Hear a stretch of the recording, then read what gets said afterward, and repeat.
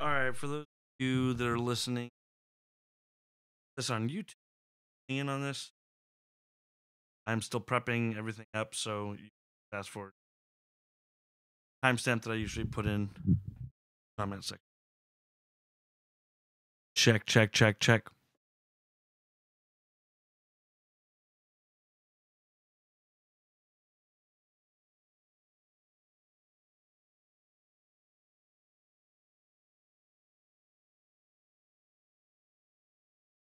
I don't even have Dan on the line.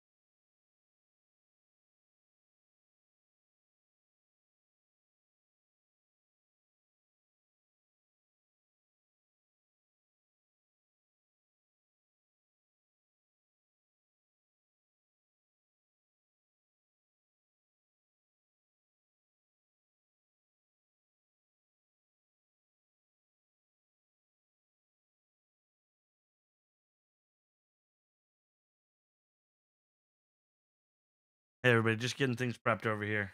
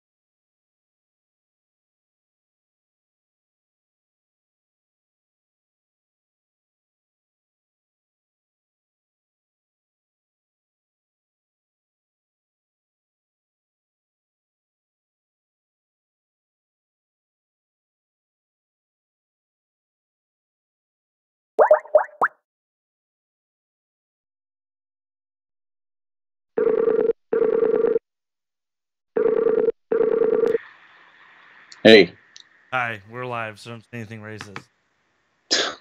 you know me. Yeah. Not yet? Oh. I am. Oh, you're one of the. Wait, that's not good. One of the two. Hold on, I gotta turn the volume off on that. It's really bizarre because when I do all the live streams on the same YouTube channel, hmm and on just one of the shows, the 24 podcast that I do, the rewatch podcast, just on one of them, 10 minutes in, every single time somebody posts good deals, just Oh, really? says good deals. They just say the words good deals. It's not a link. It's not. That's weird. It's really weird, and it only happens during that podcast. Even though they all share the same what's it called? Uh, hmm I don't know. That's weird. Bots. yeah, they're all on the same channel. That's weird. You still there? Okay. Well, hopefully we get it. That's an extra view for us. Yeah, the bot. Okay, I'm almost ready. And just Yeah, that's fine. Me too. I'm still dicking around trying to. Uh, I hey, have Shakita. my. Shakita says hi. She's the listener. What's up, Shakira? Uh,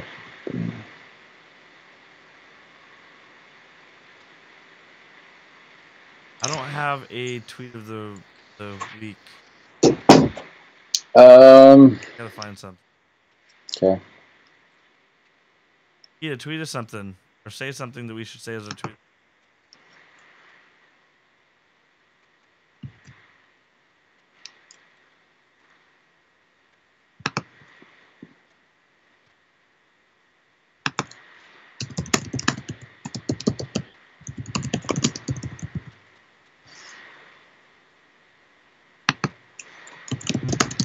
doing it. It's okay. Log out. You need to use like TweetDeck, where you can just have everything logged in. Yeah, dude, okay. I should, because the Twitter app you can switch between everything, but on the website you have to log out and log into everything. Dude, use TweetDeck. It's owned by Twitter. What is it? Are you fucking serious?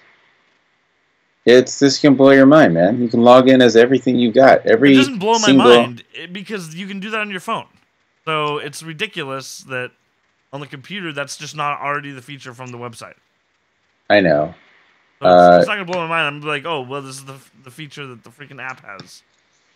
It's TweetDeck.Twitter or something. Don't do it right now, but you log in and it's like I just sent you a screenshot of mine. Oh, I know. You can have everybody. Why is it so Skype sharing image? I don't know. Skype sucks. I have to download it. That image. Okay.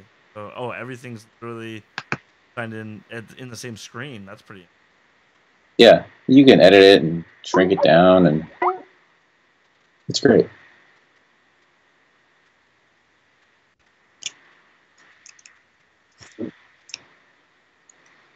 All right. Ready to get spotted? Yeah. Excuse me. God damn it. Ready to record? Fuck yeah. All right. 1. 2. Shit, I fucked up. Let's try that again. 1. That's fine. 2. Okay.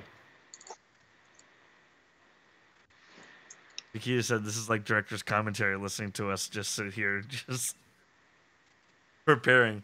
She's getting all the background stuff that always happens now. It's riveting. Stream. It's a completely different way to look at everything. All right. Welcome to the Dead Inside Show. I'm Dylan Chuck, and I've read the Walking Dead graphic novels. And I'm Dan Fields from Save It for the Show, and I have not read the Walking Dead graphic novels. In this podcast, we're going to be discussing the second episode of the 8th season of... In this podcast, we'll be discussing the second episode of the 8th season of AMC's original series, The Walking Dead.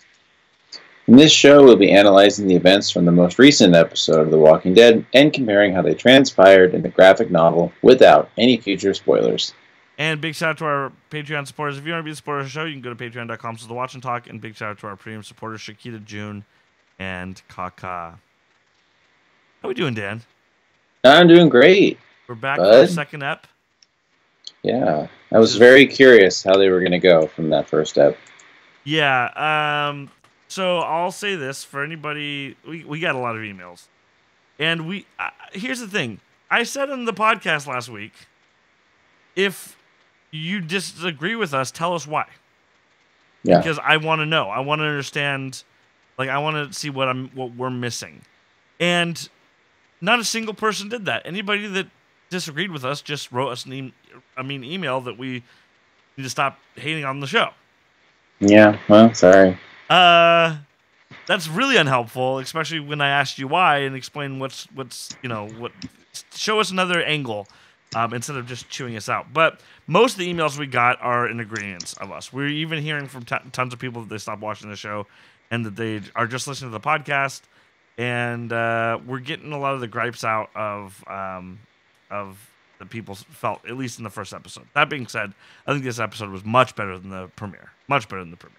I still don't think. Really? Oh yeah, I like this episode a lot better. And that's not. The bar was set really low because I think the premiere was definitely the worst premiere that the show's had, but maybe one of the worst episodes the show's had. So the bar had been lowered a lot. I really hated that episode. I was just like, I could see people. I think they're going to lose a ton of viewership just because of that first episode. It's way down. I saw the stats, and the show as a whole is considerably down. But it's still high. I mean, this is still one of the most watched TV shows around, but it's much lower for The Walking Dead. Man, there are commercials. You don't have cable, right? I watch it in the app. Okay. The commercials now, they're like insane. They had a Walking Dead themed ZZ Quill commercial this week. This is the most commercialized. It's like you're watching the Super Bowl. And how it's all these NFL themed commercials when you're watching NFL in general, right? You're watching all these NFL themed commercials. This is like, it's like all the commercials are like sitting around watching The Walking Dead. Well, why don't you try it in a Lazy Boy recliner while you're watching The Walking Dead? Or, Doritos Loco Taco, greatest thing to go with The Walking Dead. It's really insane. I don't know if anybody else is watching on cable that is dealing with this, or half you guys are probably pirating it. People do. Anyway, don't get me started, Dylan. I will talk for 20 minutes about how awful not only that ZZ Quill or whatever, it's called NyQuil. Like that alone. Yeah, what's going on with that? I don't understand. It's stupid. And you're right. It means nothing. That ad meant nothing. It had nothing to do with The Walking Dead. Is ZZ Quill trash. NyQuil? Is ZZ Quill Yes, NyQuil? it's NyQuil. Is it just changed their name and they're rebranding it or something? Or is it sleep. NyQuil without the medicine, so you just take it just to sleep? I don't know what it is. Who cares? Take a melatonin. This week on ZZ Quill Cast. All right, so let's go over some of the... By the way, if you hear us referring to somebody in the chat, it's because we stream these episodes live on YouTube. So if you want to listen along, we usually stream our episodes around midday-ish on Mondays, Pacific Standard Time. If you just look up the Watch and Talk on YouTube and subscribe, you'll get notification when we go live. But we also tweet it out usually ahead of time when we're... So anyway, let's go over some of the feedback from the last episode before we start talking about this one. We are getting things. We got that question answered in the chat. Thankfully to our loyal listener Shakita that ZZ Quill is NyQuil without the meds. So thank you very much. All right, so got a couple emails. First one is from Eddie Galindo. My boy Eddie, he's texting me, making fun of us because he's Mr. Gunn. First of all, Mr. Gunn, like he just wants to be known as Mr. Gunn. He's the most like left-leaning, gun-toting. Like it's really funny. Anyway, yeah. So if I just like if I had like, I don't know, whatever. We'll have the conversation later. So so he said, "Hey guys, it's me, the Glenn of the group." This is an extremely racist way to start off this email. Was just listening to The Dead Inside on my way home. It wasn't real quick. Eddie is Filipino, not Korean, and that's what he's hinting at. He's the Asian guy, but anyhow, yeah, of course. But yeah, he said it wasn't a flare gun. It was a Taurus Judge revolver, capable of shooting both 45 Colt ammo and 410 gauge shotgun shells. You dumb fucks. Thanks, guys. Love the show, Eddie. Obviously, he's being silly. I don't think he expects us to know that. But we must have sounded like the biggest idiots in the world to him talking about. But the show should have, like, I'm sure most people thought that was a flare gun. I think we said that last week. Yes. I think a ton of people thought that was a flare gun because it looked like a damn flare gun, guys. But it's not. It's a Taurus Judge revolver capable of shooting both 45 Colt ammo and 410 gauge shotgun shells. So thank you very much, Eddie. Mass murderer potential. This could have been a cool spot where like he shoots that and Tara goes, "Whoa, what is that?" And the licorice drops from her mouth, and he's like, "It's a Taurus capable of shooting 45 Colt ammo and 410." But I don't think it's important. I don't think that anything from a storytelling perspective was changed because of that. I think there's a ton of stuff that should have been elaborated on in this, like what they're not talking enough about what they're doing. We have to like kind of figure it out, and I think a lot of people are confused. Like we were confused, or a lot of people were confused. Was that the sanctuary that they were attacking? It doesn't seem like it was, and they're attacking. It looks like they attacked an ammunition depot and a medical center depot or supply depot. Something. Their whole plan, it's like I'm really feeling like I'm having to pick things apart and doing research to really be able to speak to their plan because I'm like, well, I don't want to sound like a complete idiot on the podcast, even though. Anyway, next email. But you know what, though? This show is usually very good about saying stuff like, we're heading to the ammo depot for a chance to steal their ammunition and have a great fight. Right. Like, they usually hit you over the head with what they're doing. Right. So this is usually not confusing about trying to figure out what they're doing. But anyway, next emails from someone named Jared. They said, my prediction, they said this before this episode came out. Most of these emails were sent in during the week, so it was feedback from the last episode. My prediction, please don't come true. The gang splits up in search for Gabriel. Then, for 6 weeks, we have stupid side quests that don't mean shit to the story. Then a cliffhanger for the midway finale, probably Negan killing Gabriel and Rick struggling to get support for the war, which will totally suck. The war needs to happen in the next few episodes, or The Walking Dead will start losing its fan base really quickly. Last note, best part of the show, the podcast after. Missed you guys. Welcome back. All right. Jared, thank you very much. And this is a prediction based on previous seasons where we have a mid-season of one-episode stories, right? With two characters or whatever for the whole season. And I have spoken out again so many times. I think a standalone stories for one character is a great thing for a show to do. Some really amazing episodes of TV have been those episodes, but you got to have them, one or two of them in a season, not 6 in a row. Right.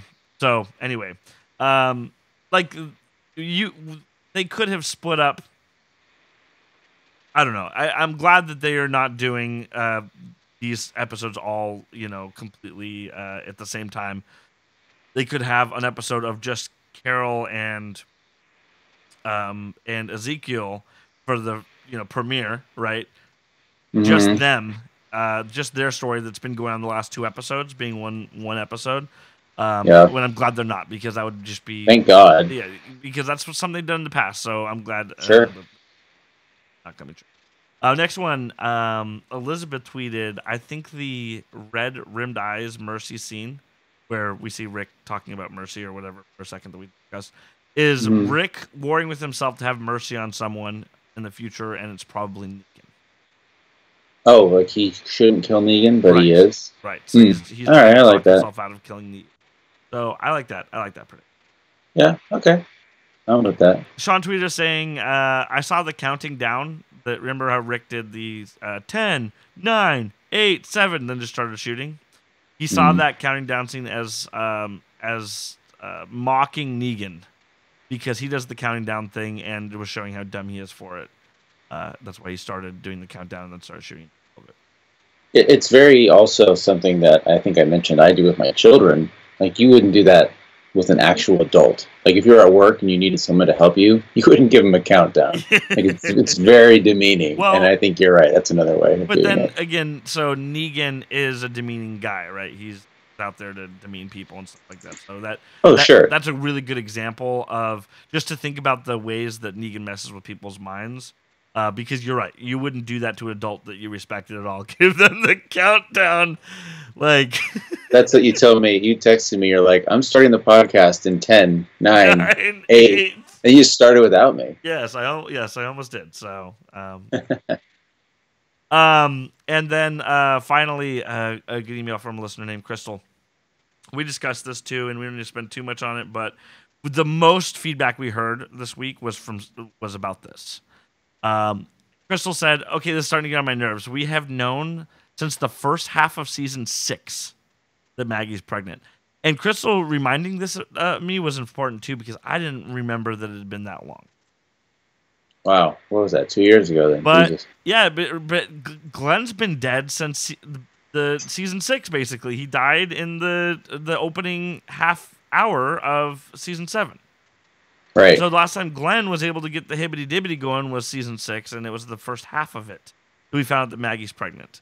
Now it's season 8, and she isn't showing. We discussed this, I know, guys, so don't get mad. But I wanted to point out that season 6, and that it's not even a hint of a baby bump. At this rate, the kid won't be born until season 12. Seriously. Well, and not to mention, she had some trauma, too. Remember, she had pain, like her... Right. She wasn't bleeding. She was afraid of losing the baby. She was afraid of losing the baby. Yeah, like in real life, she would probably be on bed rest for the rest of her pregnancy. When Glenn died, that was pretty awful for her. Right. She wouldn't be standing on the hood of a Toyota yelling at people, inspiring them. Right. And I mean, again, that happened. She saw his brains bashed out in front of her, and he's like saying something to her while he's getting his eye was popped out and stuff. Oh man, Yeah, that was thinking back to that, man. What a insane episode, and it was good. Like there was good. Now something happened in this episode, and we'll discuss it obviously later. That I was surprised and excited. And this is where the show needs to be with the ending of this episode. It was a huge surprise. With Morales,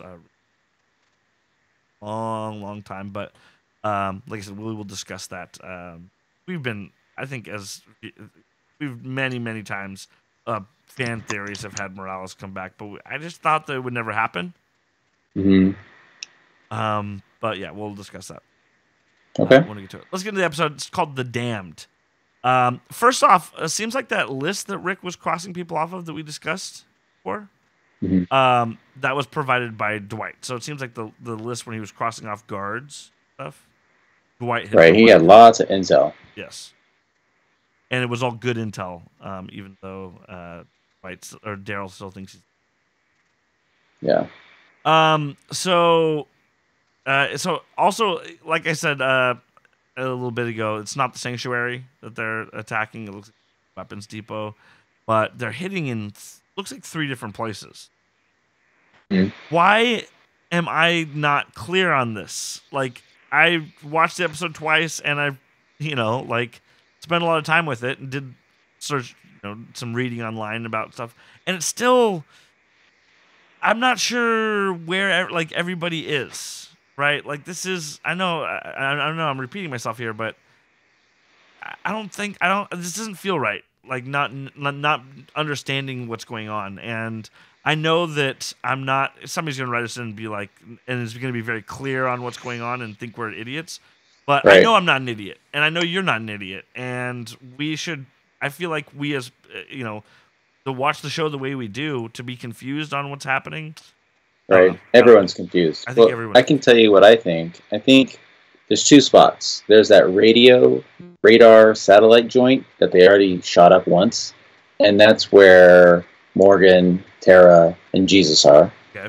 Then the other place, it's like the ammunitions depot. It's like their weapon stronghold where they just keep all the weapons, and that's where Rick, Daryl, Aaron are.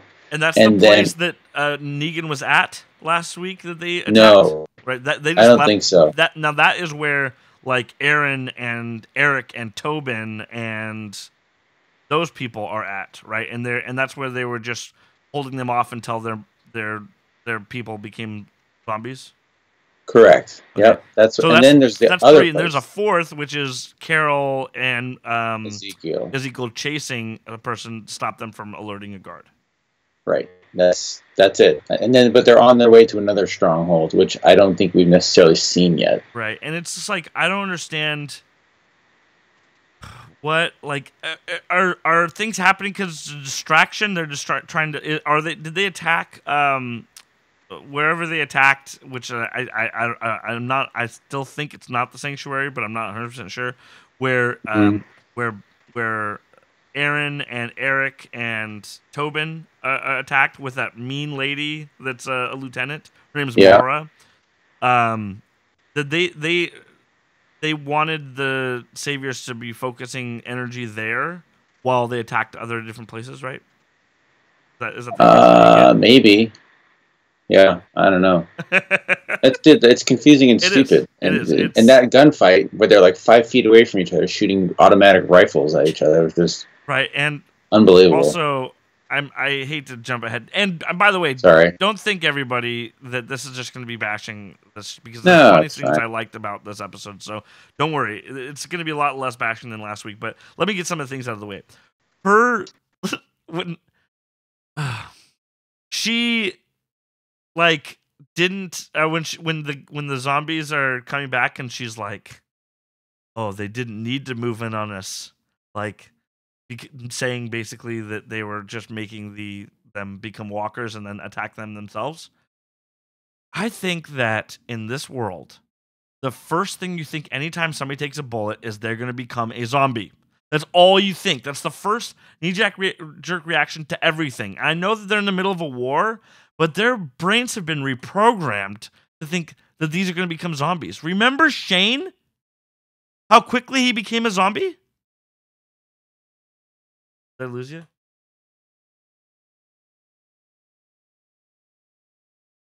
Uh-oh.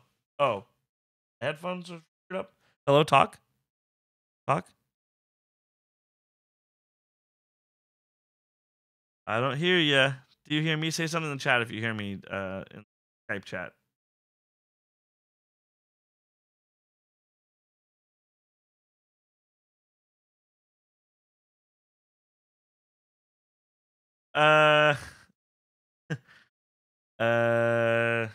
Unplug my headphones. Back in. Okay, talk again.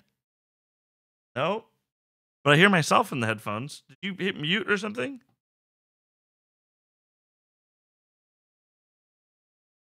Hang up the Skype call and call back. I didn't hear anything from that.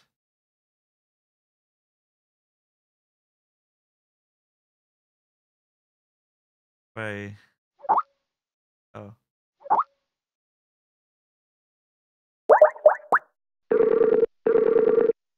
I don't know what's happening, Shakira. Hello. Okay, I can hear him.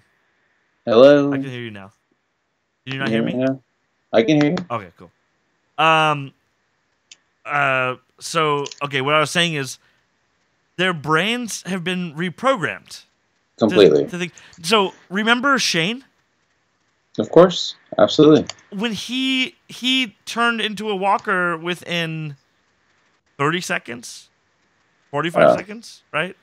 And I get it. There's different things. Every body's different. I get that people would change at different times, right? Mm-hmm. But if they're in the middle of a gunfight and one of your guys goes down, you would shoot them in the head. Like, you would make sure that they don't become it. You wouldn't forget that they become zombies like she did.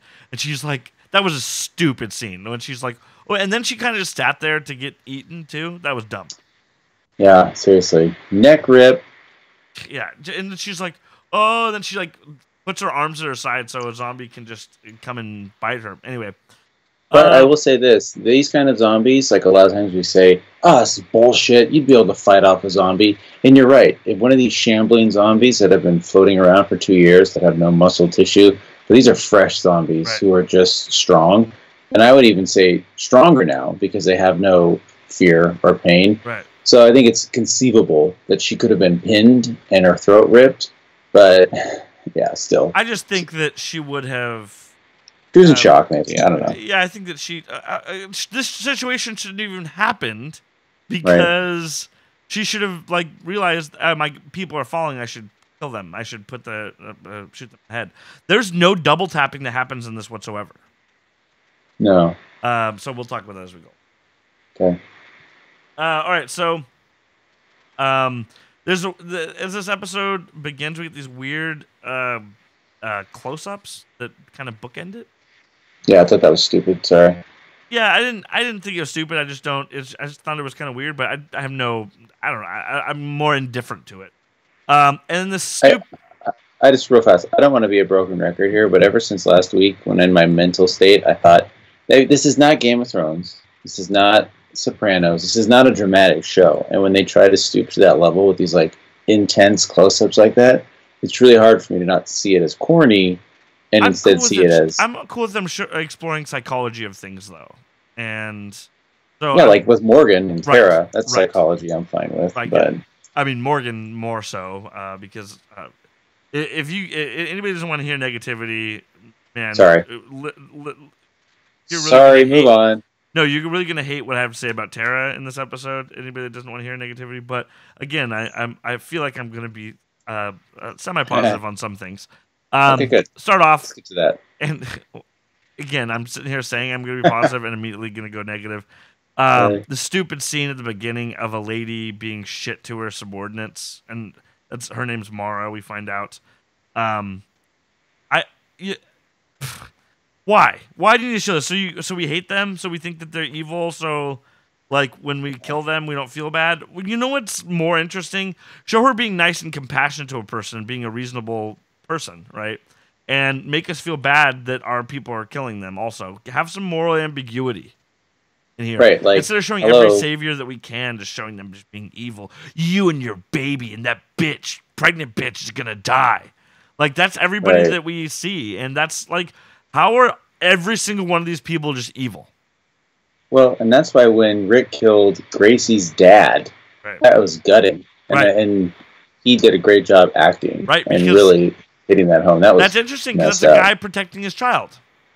Right, You know, and you that's feel bad. why don't you show saviors, these regular everyday saviors? I get the leadership's an evil person. These regular everyday saviors being regular people and that think that they're doing the right thing, not just we're twirling our mustaches and we're all evil people. That's just not interesting.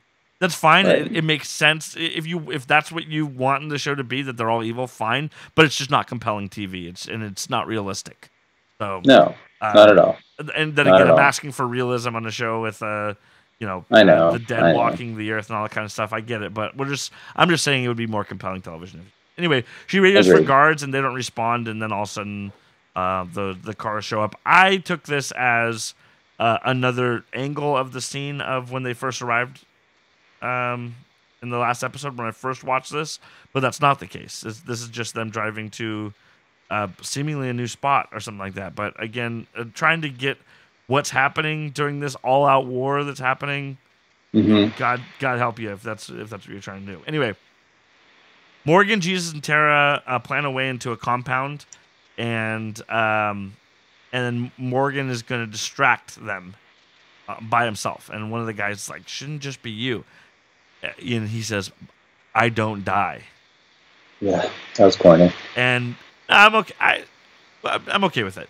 But it's interesting too because they're like, "This dude's crazy. Let's leave him." Like, Yeah, Morgan's those are going through some Hilltoppers. stuff. Morgan's always going through some stuff, but that's what they.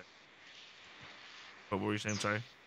I think those are probably Hilltoppers. Where do you think those guys are from? But they wouldn't have known Morgan and his deal. I don't think that means they definitely don't know Morgan. I think that was just a weird thing that anybody that even if anybody that even if they knew him, they would think that was a weird thing and be like, all right, fine. I didn't get the impression that they didn't know him. Okay. And then Carol Ezekiel get up from the blast that happened in the last episode. And I love Jerry with his battle axe, although I don't know if it's the best weapon for hordes of zombies. No, God, no. But I do love Jerry, right? I do love just in general, Jerry's everything. One of my favorite characters. I think he's a fan favorite. It's very on brand, though. He's very Hurley from Lost, right? Well, the theatrics in the kingdom, like it makes Right. sense that Ezekiel would have a right-hand man with a big burly axe and called people dude bros, and it's fun. Yeah.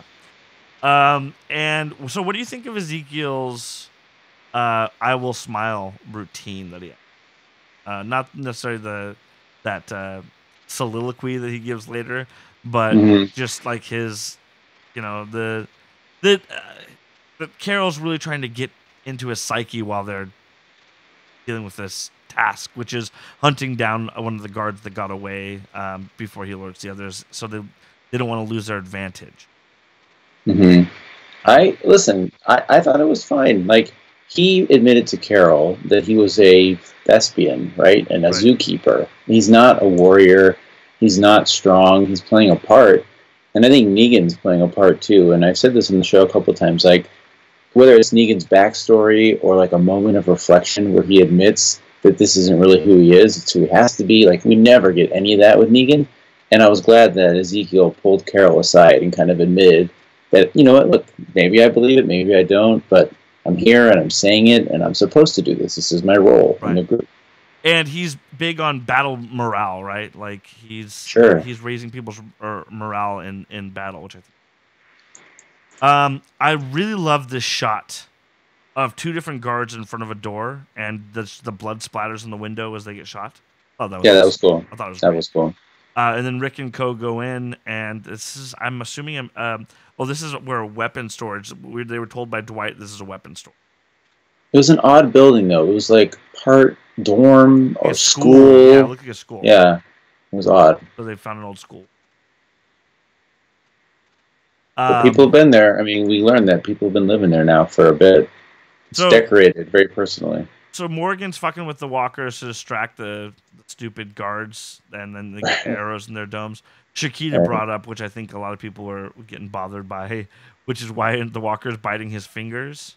I'm assuming he was using his staff to jiggle the fence or something like that. Right. But I think it's a good.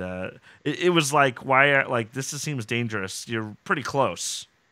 Mm-hmm. But they're clearly not afraid of walkers at all anymore at this point. No, none. Especially him. And then they all kind of roll around Metal Gear Solid style and killing people with snipers. And they find something on the wall that said, "Tommy says kill the bitches." Yeah, what does that mean? Fuck. I mean, that's a who's Tommy? Who are these bitches? It's terrible. What does this even mean? Right. Yeah, I didn't gather anything from that. If anybody did, we're not going to be useful with this, obviously. Yeah. But if anybody did, tweet us in or email us at InsideJoeGym.com because I'm curious if anybody has any theories on this or that. By next week, maybe it'll even be more cleared up. But I'm curious what people's theories are. Or if this is... Can I ask you a question? Are you at all bothered by, like you said, this video game level precision that they're able to like walk through these corridors, taking headshots, like with that little bullet sound? No. Yeah. I mean, it doesn't really bother me. That's part of the deal, right? Like, it would be on my low on my list of things because there's some real complaints about the show. So many movies and TV have this kind of stuff happening. So, and a lot of them are well trained and they've been training and. Sure. I'm not 100% sure where they got the silencers necessarily and why they haven't used them before. Why we have seen silencers on the show and now they're just all over the place. Yeah, true. I don't know. So, and then one of the dudes is with them shaking when they're about to go behind a door, and one of them puts their arms on him, calms him down. I like to see that, the real side of people when it tries to explore this. See, that's why I thought they were hilltoppers, because they're not used to this sort of thing. This is not their first. This is probably their first firefight. Right. They probably never killed a person before. What's really weird is just to see Eric, Aaron's boyfriend, just like behind cover and then laying down cover fire and seeming to be military expert in this kind of situation. Yeah. I don't know. Whatever. That maybe is a little out of the place, and they all have like AK-47s too, which is kind of funny. Yeah. Like I don't know where they found those, but they probably made a deal with the Russians. Yeah, exactly. Anyway, so Rick and Daryl kind of rolling around alone, and the map that says heavy guns, 50 cal Brownings are kept at Shepherd Office Plaza, and then it's kind of like a little map situation. Mm-hmm. And then Mara, the mean lady lieutenant, says, "They're too chicken shit to move on us. We're pushing them back." And then again, my next note says, "How could she be so dumb not thinking about people turning to walk?" Just it's like 101 shit there, Mara. Seriously, you've lived this long in the zombie apocalypse, so you're not thinking about that. I don't know. That literally, I know anybody could have any argument you say. I don't care. You're wrong. That would be the first thing on anybody's minds at all time in this universe. Even if you're warring with people, the first thing on your mind would be dead people turn to walkers. Dead people turn to walkers. That's like you said, 101. So then lots of gunfights and executions. They even killed some dudes on their beds. Yeah. I don't know if I like to see our heroes doing this shit. Like I don't know if I like this. But whatever, they're bad people, whatever. Are they? I mean, again, we're getting to a point now where they are fine. Rick's group is better, I guess, but at some point they're just kind of following orders, and I guess they could have left, but maybe they also can't kind of leave, and killing somebody in their bed, or I thought there'd be you're with them or against them, and I guess so. I can see a lot of people not being powerful enough to fight them, just joining them because they have to. Yeah, true. You know, I don't know. It's tricky. It's tricky. And then the two guys with Morgan, they open a door, they kill a guy, and then they just stand there with no cover and don't shoot at the people walking up to them. Then they shoot them, and they all drop down. Stupid. I don't understand why. Do you think that we don't have eyes? Like, why are you doing this? Why are you? That wasn't necessary. Like, why don't you have them creep up behind them and shoot them or something? Right. Instead of them just standing there, they shoot a guy and they don't continue to shoot while a whole crowd of people come in and shoot them. Sure, I know. We have fucking eyes, guys. Like, why are you doing this? Like, why? Well, why? Why would you do that? It's unnecessary. So many of these wounds that we're complaining about the show are self-inflicted. Right, and of course. It takes us out of it. And of course, Morgan's one of them, but we don't see Morgan go. So Morgan's the third person, so we don't see like Morgan's face as he drops. So that was really anticlimactic. Like that didn't even give us the emotional punch that it was trying to, making us think Morgan's dead. Mm-hmm. And of course, this is not how Morgan's going to die. Like we all figured that out. Of course, Morgan's not going to die like that. Secondly, those people don't double tap. You don't check to make sure they're dead. They're just going to become zombies. What double tap? You should explain what double tap is. Double tap is when you shoot somebody in the head after you kill them, just to make sure they're dead. Right. So, which they would have completely done. So they're not gonna. Yeah, they 100% would have done that because they're not gonna let these guys walk around and be zombies in their fucking base. Right. Right. So of course they're gonna go in and finish them, make sure they're dead, and not even just to make sure they're dead, to make sure they don't become zombies. But no, they walk past, even though they could become zombies in 45 seconds and eat one of your guys.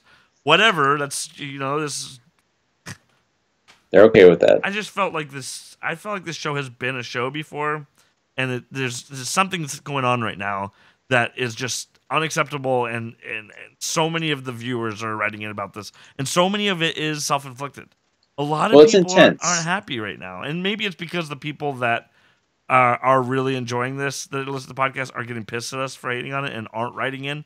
So I know we're getting a certain sample of this, but we're hearing a lot about this from our listeners, our emails, or just my friends. Like, go to a party and talk to people that watch The Walking Dead. And the other thing too, I think it's suffering from is, I don't know, 100 years ago when we first started watching this show, there was stuff on TV, but there's so much good TV right now that the bar is so high that you got to really be on your A game if you want to be the most popular TV show on TV, and it's just this show is slipping. After a season of this too, I don't know. Somebody else in their email, I don't remember who, but agreed with us that this feels like Fear the Walking Dead, because it does. Yeah, it does. I mean, it just does in certain situations. But again, I did have good things to say, and I'll continue. I know I'm broken record by even saying that, but Move on. Rick and Daryl discussed Dwight. He said the guns would be here. He played us, and he's like, everything he said has checked out before. And Daryl's like, the guy's a piece of shit. Yeah. Dwight. And we can see why he shot out the tire before. I don't blame him. Like, he's still mad at him. Very, very understandably so. But I do think if Dwight was playing them, he would have already turned on him. Like, he wouldn't have let him nearly kill Negan and all that bullshit. He's worth it. He's good for his word. All right. So, again, apologize to people that are enjoying this, but I got some unloading to do right now. Now what? What part? Tara and Jesus find a guy that surrenders. And this is the worst part of this episode. The worst part. This is so fucking... Yeah. First of all, she continues to ask why they're not killing him, and then points the gun at him and like tightens her grip like she's going to. Right, just do it. Just fucking do it. Why do you need Jesus' permission to do anything? If you're gonna do it, just fucking do it. If you're so badass, Tara, just fucking shoot him. Right. Honestly. And second of all, obviously as an audience we agree with Jesus. But we've seen this story before with Carol. This has already been done, a character arc before that we've seen with somebody. It's uninteresting to see this. We can't leave anybody to survive, which is just, we disagree with you as an audience, obviously. This is what the show wants us to feel, is disagree with them. The guy pissed his pants before they found him, so it means he was planning on being found, which is kind of weird. But then she's like, step aside, Jesus, I got this. Right. You're such a badass Twizzler eater, Tara. Like, by the way, I found out that I think Kristen wrote in and said that that people in like soldiers in Afghanistan, they'll get Twizzlers sent to them because it's one of the only things that can survive the heat there and stuff like that. Twizzlers are really durable, surviving things. So interesting. Okay, that makes sense. That makes sense. Side note, but and then Jesus like, I know they killed your girlfriend, that you loved her. Right. He's a shrink now. He's Dr. Duff. Also, TV and movies throw around the word love so much, like, so whatever. Then fucking dude takes the gun from Jesus. Stupid standoff where the guy slowly starts becoming a coward in the middle of it after being a badass and stomping out the prenatals. Yeah, medicine, and then slowly starts becoming a coward in the middle. He's like, I'm not that tough. And then Jesus disarms him in the middle of it and then knocks him out. And now Jesus wants to let this guy survive. He just killed so many people. Yeah, Jesus has been tearing up the joint, right? Like you said, and now all of a sudden, this guy, just because you're bickering with Tara, and the fact that they're doing this during the battle, right? Which the goal was to wipe him out. Which I get. Did they not discuss this before? And it seems like they discussed, like, he says, this is not who we are. But it seems like everybody discussed no prisoners, even though in the episode before, Rick said anybody that wants to surrender can surrender.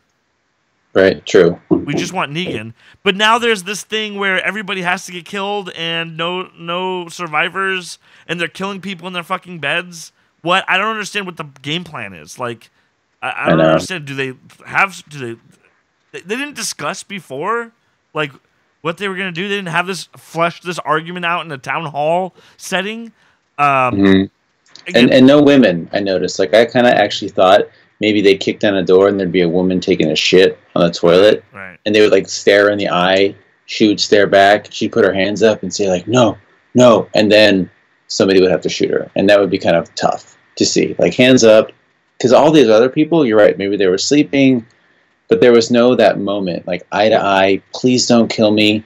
It was just this douchebag who turned out to be bad, and they spared him. So, yeah, what are we supposed to think? What are we supposed to feel right now? I'm very confused. Someone in the chat pointed out that Jesus has the greatest hair straightener in the apocalypse. Oh, my God, I know, right? Beautiful hair. And the guy who took him hostage was like really burying his face in Jesus's hair and smelling it and talking about his pretty face. I mean, that was kind of funny too. Ooh, chill out, dude. Yeah, this whole Tara, what's going on with her? Like, I want Tara to get killed right now. I want her to take a bullet in the head because I am not interested in a season of this. Because then she's like, "That's fine. You can talk to Maggie, but Rick's gonna take my side." Right. When in the Tara, you're such a badass. Just fucking shoot him. What would he have done? Jesus would have turned the gun on you? Yeah, no, exactly. Just and then of course it kill the guy if you're such a badass, but you're not. Well, and it led up to everybody getting captured, and I had half a guess that Morgan was dipping into clear mode again. And I thought he was going to come out there and just start like taking people out point blank. And then Jesus was going to have to tackle him or something, but of course that didn't happen. Jesus disarms the guy again and ties him up, and she's like, runs up with the gun and is like, move out of the way. Wait, why does he get to live? Yeah. Whatever. So then, guess what, Dan? What? Morgan's not dead. Oh my God, I was so shocked. He somehow was playing possum. Right. Why would he play possum in that situation? Why wouldn't he have just flipped over, taken cover, and start shooting them? He obviously doesn't care about killing whoever he wants. Whatever, that's fine. And then weird how dude is just looking at him dead. And breathing? Like, why didn't either? He was. I wonder if they were showing that he was turning. That's what his neck was breathing. No, I agree. Like, he was breathing. I was wondering but Morgan didn't kill him. If they were trying to show that he was turning. Oh, yeah, maybe. That's what I got the impression. But again,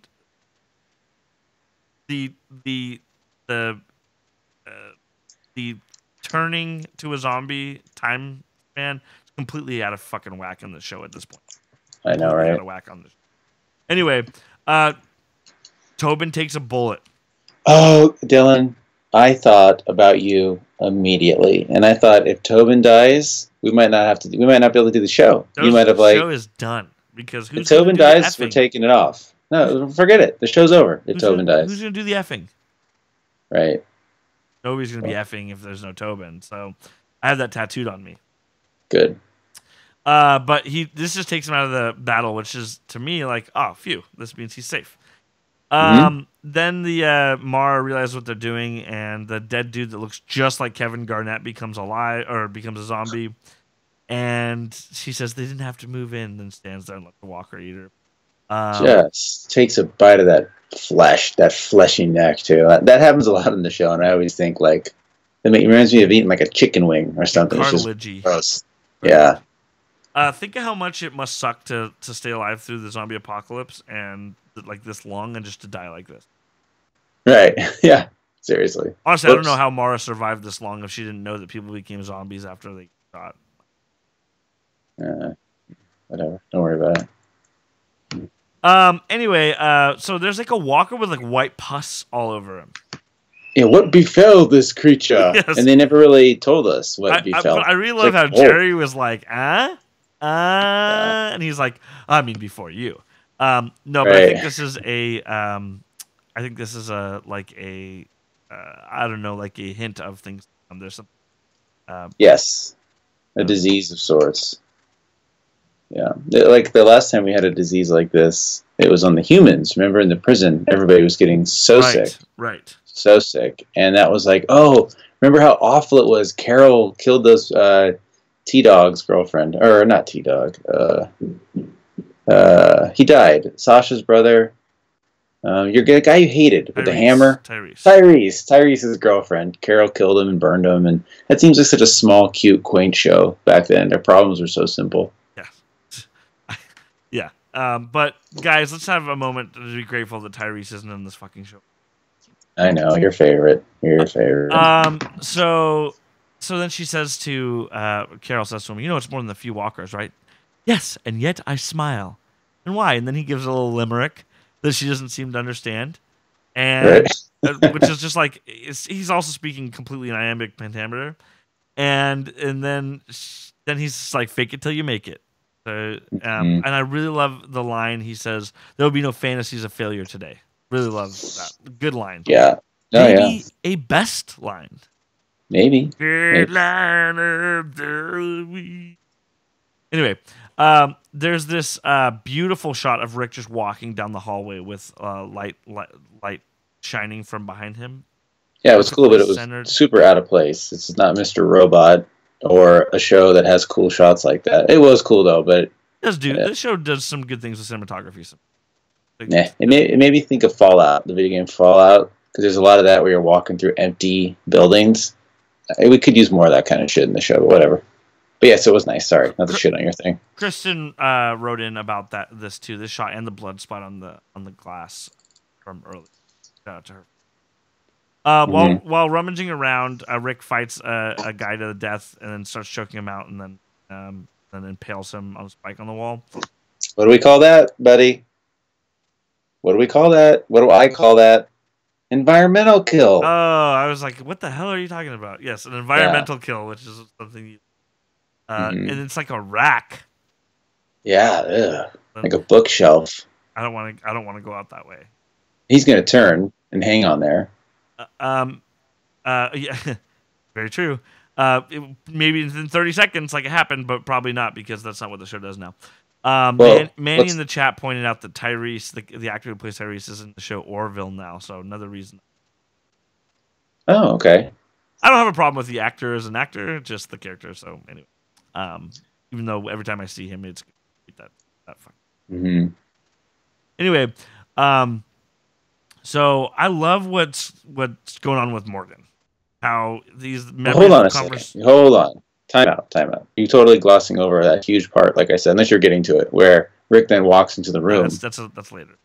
Okay, I'm sorry. Cut to Morgan. Go ahead. I accept your apology this one time, but never make a mistake. Okay, fine. Don't give me a countdown. I was just about to make that joke. But yeah, the memories of conversations with Rick while he's just going on a killing spree. This on Reddit, they were referring to him as Morgan Wick. Seriously? Yeah. Yeah. He's going full blown Morgan Wick, and then he's he's like shooting people, like not even looking. He's doing no look kills, just like pink, pink from behind him, and people are just like.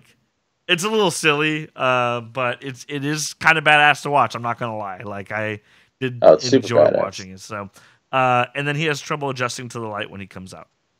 I will say this too: Morgan is one of the guys on the show who has trained a lot and should be ready for situations like this. But he really did seem to revel in this and was just going to town. Shakir reminded us earlier in the chat too that these people all had guns training with Maggie. So. Well, who trained her? Herschel? Yeah, Herschel at Herschel Farms. Right. So Jesus and Co. find a bunch of survivors or saviors who surrender, and Tara's upset about letting them live. So stupid. Like, have that debate out. Like, whatever. I know. I've already talked about it. Morgan. Oh, Jared is one of them. The savior who killed Benjamin.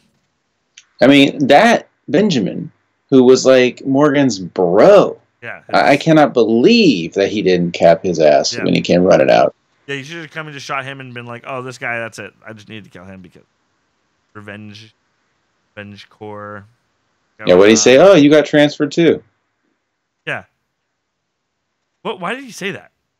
I think he thought he meant like, wow, imagine seeing you here. Like, I got transferred from my spot where I used to go to the kingdom to here. And oh my gosh, fancy seeing you. Like, you're here now too. You got transferred too.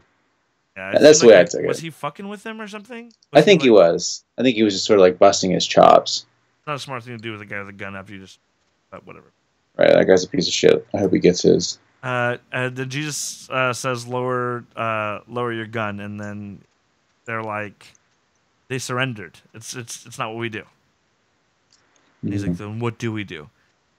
There's something going on here, and I don't understand it. I just don't understand what their policy is on prisoners. It's not. Right. And that's something that probably should be discussed really early on in their discussion.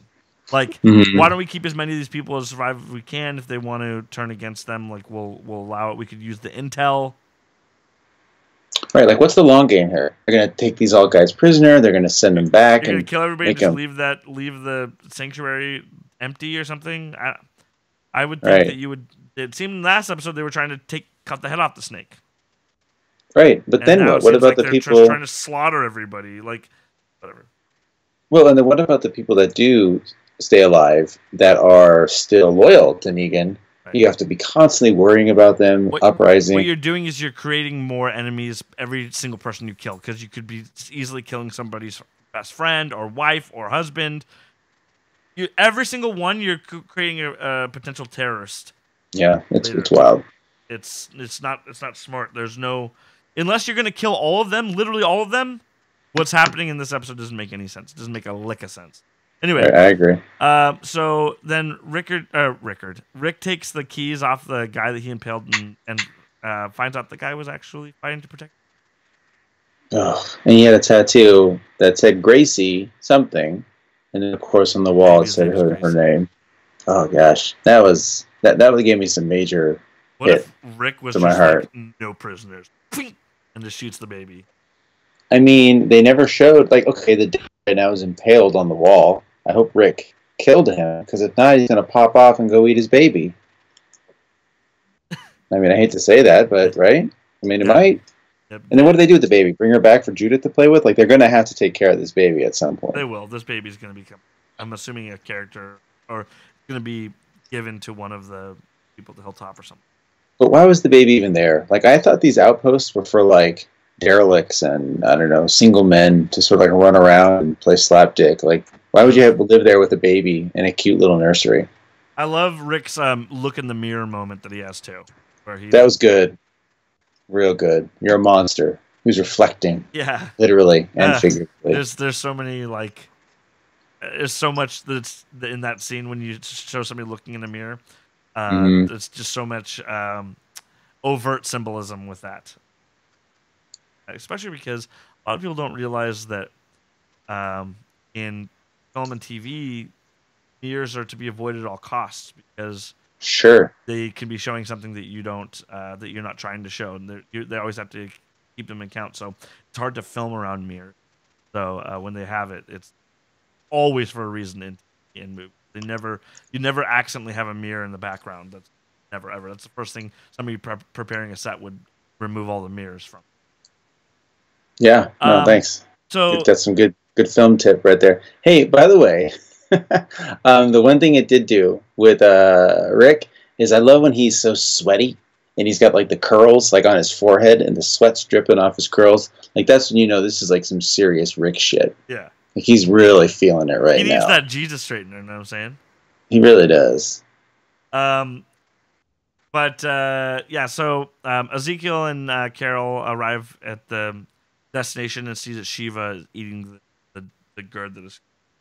Mm-hmm. That he had sent somebody earlier to free Shiva to try to.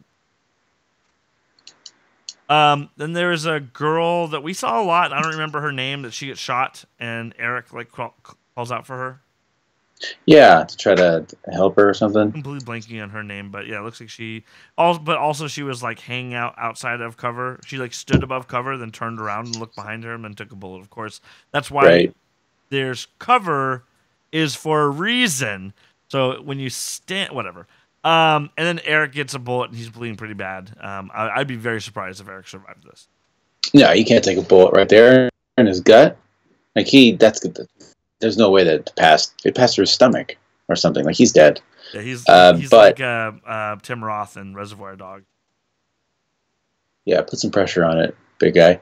I am sad to see that though because he always gave Aaron such a hard time for being gallivant and rushing to danger. And this is, like you said, kind of a time where I felt like, all right, good for you, dude. You're doing your thing. And of course, he gets shot doing it, which is a bummer for him. Ooh. I was hoping you were going to keep talking through my yawn. Oh, sorry. Didn't work out.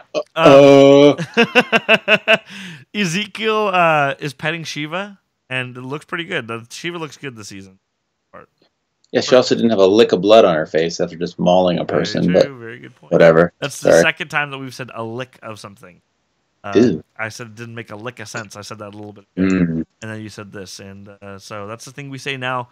If you want us to say phrases like this, tweet us in Dead Inside Show and tell us what phrases you want to hear more of.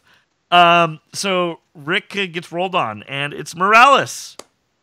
Yeah, which I didn't even remember at all. I don't think I'm alone, right? Well, he says, "Hi, Rick," and he says, "Your name is Morales. You were in Atlanta," and that was for the people that forgot.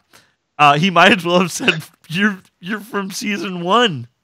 Seriously, you're back from season 1. I remember you, dude. I had no clue except for in the episode synopsis, it said Rick sees an old friend or something, which is a bit of a spoiler.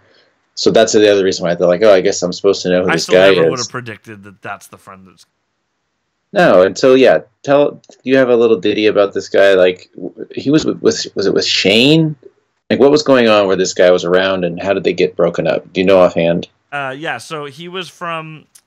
I should have had this prepared, so I'm going to... Just stutter for a second. That's fine. See, fake it till you make it, people listening in the chat. That's right. So let me.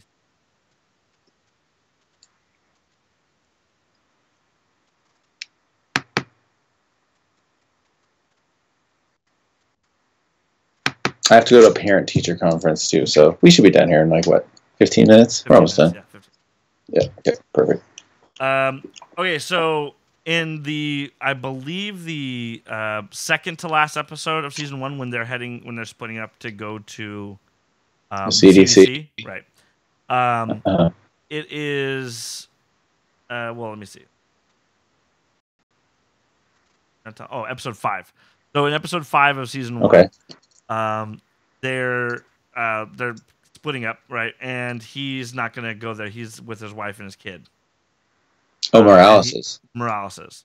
and they're 2 children. I'm sorry, they have 2 children, and they make a decision that they'll not go to the CDC with the rest of the group, and they announce that they'll be going to Birmingham in hopes of finding their other family members that they've separated. Interesting. The group does not like their decision, but Rick gives Morales a gun with a box of ammo and a walkie-talkie and want to contact the group if they change their minds.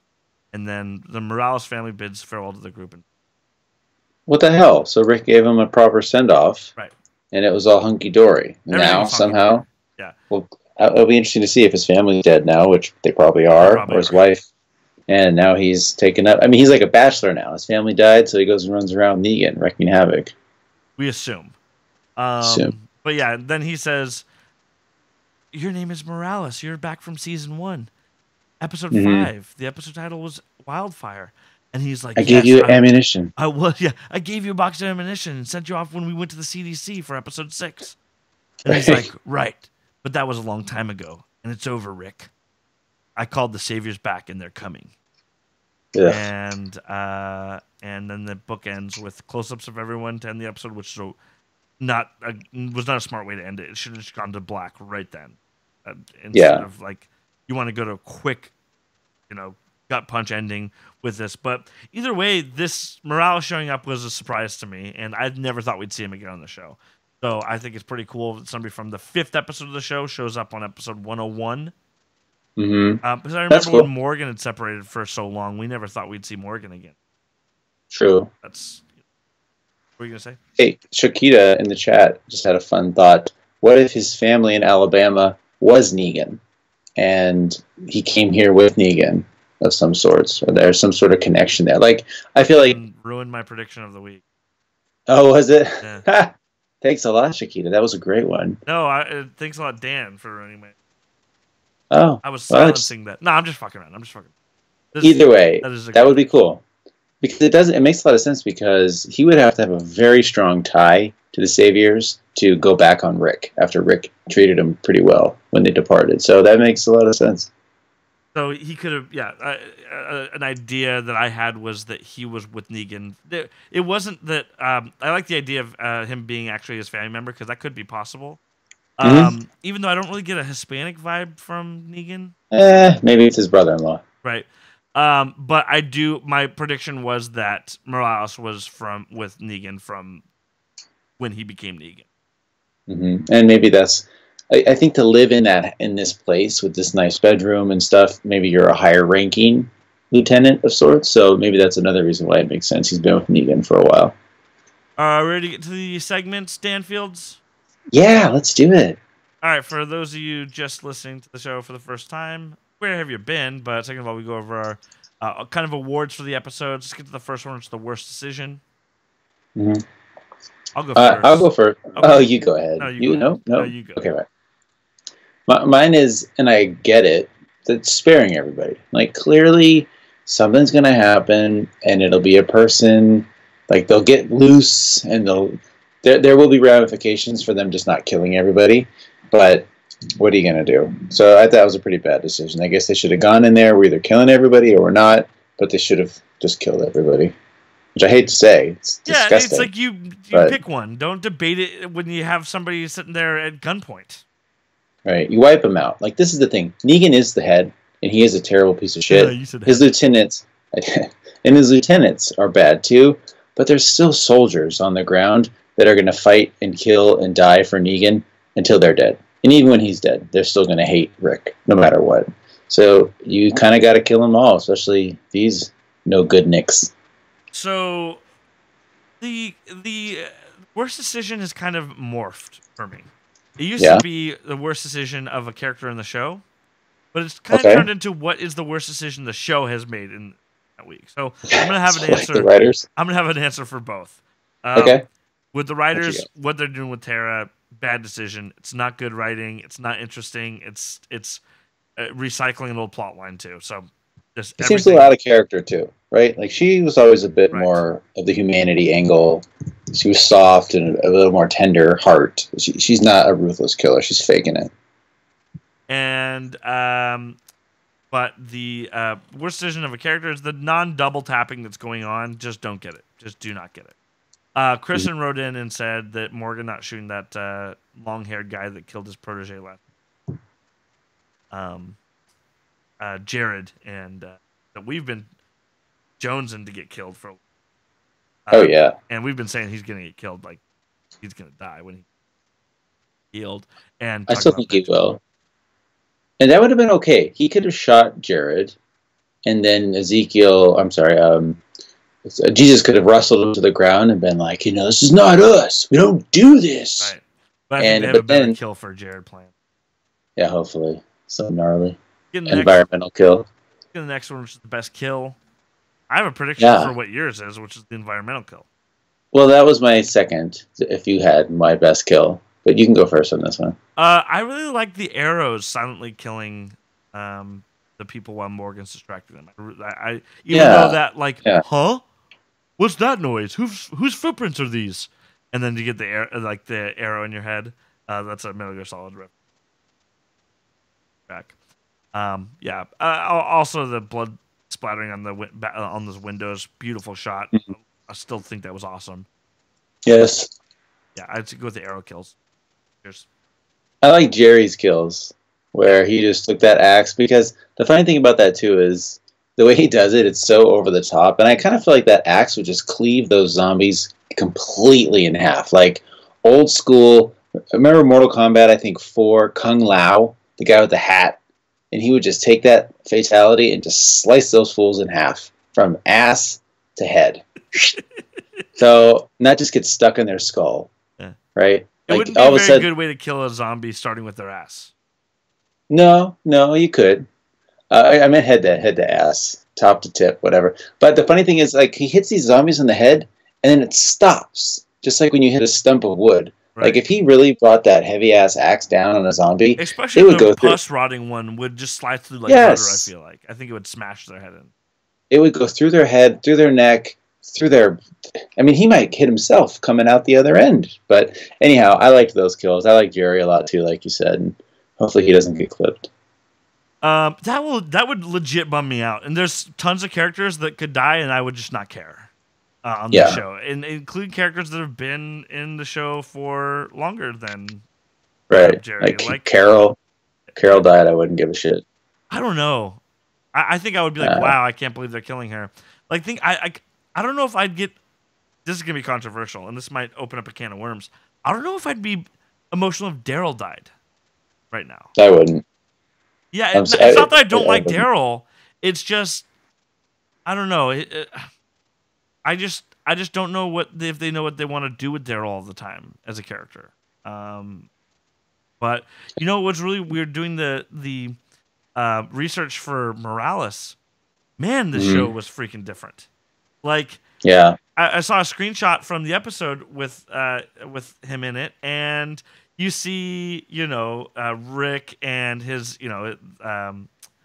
Carl and Rick's wife, and then you see Lori, and you see the guy with the van or the RV. Yeah, Dale. Yeah. And Shane. It's just the idea of all those people is just a completely different show. Completely different show. Totally. Completely. Imagine watching the second season and stopping, and then picking up in season 8 and watching it. Oh, Jesus. Yeah, that's insane. What you'd say when you meet the character Jesus. Yeah, absolutely. Like, oh, this is Jesus. I got it. Right. All right, let's get into the next one, which is the best line of the week. Man of the week. My best line is... I'll go first. I'm just joking. Oh, well, I thought it was my turn. I'll go first. I was just joking when I interrupted you. Okay. Because we've been we've always been, we're 4 seasons in of doing this. We've always been good at who's gonna go first? You go first. But for some reason, the last 2 episodes, we've just been white guy handshaking it the whole time. That's fine. You go. Okay, we're just so gentlemen. I'll go first. At first I was going to say Ezekiel's business because everything he said was so over the top, especially that one line where he was like, yes and no, and then yes, and yes, but no, again. It's a little cringy, but he does it well. Like he does it well, so I can't hate him. It works. But when Morgan he said, it's not what we do. And he's like, well, then what do we do? And like, I think this is something I wish they played a little bit more into, the notion of, are we the bad guys or are we not? And we know they aren't, but they also kind of are. And they're killing a shit ton of people. A lot of people right now. Yeah, they're not. It's gray, to say the least. So to go along with what you said, the line, there will be no fantasies of failure today. That was fantastic. Yeah, that was fun. But I do have several lines from this, that being one of them, because I think there were some good lines in this episode. Yeah. Christian wrote in, and I agreed because I originally put this. I really liked the Morgan "I don't die" line. I like that. I don't know why. It's just odd, kind of against the grain, and it fits his character perfectly, though. It does. Yeah, he's weird. But my best line of the week, which I don't even know how we were able to get this far without you talking about, because this is a save it for the show line. Yeah. Do you know where I'm going to go with this? No. The most save it for the show line. Shout out to Save It for the Show. Check it out, saveitfortheshow.com. Sif Show on Twitter. When he said, you know how hard it is to piss your pants on purpose? It's like your dick knows you're wearing pants. Yeah, that was funny. You're right. Here's the thing. And I'm easy answer for most people, because most people have probably never tried to piss their pants on purpose. But have you ever tried to piss your pants on purpose? I have not. Take a seat, Dan, because I got a story for you. Oh my! When I was I don't know, like 12 or 11 or something like that, my sister used to always fuck with me. Like, I had a sister that always fucked with me. Shout out to Haley if you. But she was like, my sister was kind of a bully to me. And then one time we were on a family trip, and I really had to pee. And I was like, we got to pull over, we got to pee. And Mom's like, the next stop we will, blah, blah. And then my sister just starts going, tinkle, tinkle, drip, drip, you got to pee, tinkle, just trying to mess with me while I'm trying to pee. And I'm like, stop. I really have to pee, stop doing that. And then to get her back for doing that, I purposely peed my pants. And this guy's right. It's really hard to purposely piss your pants. Like, I had to pee really bad, one of the worst times of my life, and I was like, I'm going to show her. Then mom will get mad at her for messing with me because she made me pee my pants. Which, thinking back now, it's just like stink palming in Mallrats, how they would wipe their hand with their ass, then shake somebody's hand. And they're like, haha, it gets them because they have poop on their hands. But then, meanwhile, your hand smells like poop the whole day. And he says, it's a small price to pay. And all I was thinking, hey, having myself covered in pee is a small price to pay. So that's my story about my sister. If you guys want to tweet her in at Haley Libra or something, I don't know what actual Twitter is. I'm joking. But yeah, get her back for, if you guys ever get a hold of my sister, get her back for bullying me. That wasn't nice. So I will let her know. Because it's like, I was just trying to be a young boy growing up in this harsh world. Anyway, let's get into the next one, which is the prediction of the week. Yeah, your turn. Well, I already said we already talked about mine. I was predicting Morales was in it from the beginning of. That's a good one, and there will bear some fruit there. We will have to get a bit of a backstory from him, and that'll be fun. Mine is that Ezekiel's going to die. And I know, don't even say anything because you would know that. But I feel like the show is really hitting us hard with the Ezekiel tones, really making us fall in love with him. And he'll die, and it'll be epic. He'll probably save himself to maybe save Jerry. And then Shiva will cry, or like, ooh, or whatever a cat will do. It's not moan like that. But, or no. Shiva will like lick his face while he's dying. Or, I don't know, eat his dreads or something. But Ezekiel's going to die. You're really going all in this prediction. Like, you're really thinking the whole thing through, the whole situation. Why not? And that would be fun. And, you mentioned characters that would die. Like, I'm being a little silly about Daryl dying, Carol dying. Of course, it'd be kind of a bummer. But I do feel like Ezekiel is unlike any other character on the show. So to lose him, we would lose a bit of the personality that the show needs, and humor that the show doesn't have. So it'd be a bummer if he died, and that's what the show likes to do. So maybe mid-season finale, cliffhanger, Ezekiel is almost going to die, and who knows. Let's get into the last one, which is the tweet of the week. Yeah. This tweet is from Brian, and I wanted to write this off immediately, but This made more sense after just the first episode, but I wanted to send it by you. I think the entire plot of the first episode was Rick imagining how things are going to go. Am I way off here? Oh, wow. So he was saying the premiere was hypothetical. Would that? I mean, yeah, that would be tough to swallow. I think you're way off. Yes, but he did when I responded, yes, you're way off. He said, well, like when it becomes true, don't say I didn't warn you or something like that. So right, exactly. Full credit to you, Brian. But I think by now, I think that there was a possibility of that, like a 2% possibility of that with the first episode. But after now that we've had a second episode, it doesn't work as much. But I still thought it was a fun idea.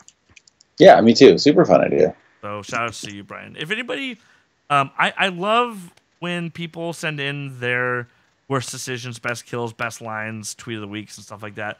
And if we like it, we'll pick it out and read it on the show too. So you can do that at Dead Inside Show or email us deadinsideshow@gmail.com. I know I say that all the time, but the thing is, you guys have to do it like the night of the episode or the next morning because we record these episodes again around noonish the next day. Send them in try to send them by noon Pacific time, but before then, so it could be part of the preparation. So when you think of these things, try sending in that night, and that's a lot of fun to have interaction with you guys.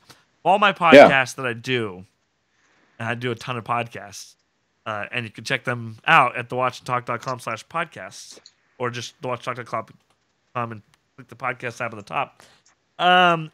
This is the one that I just have the most fun with the interactions. We get the most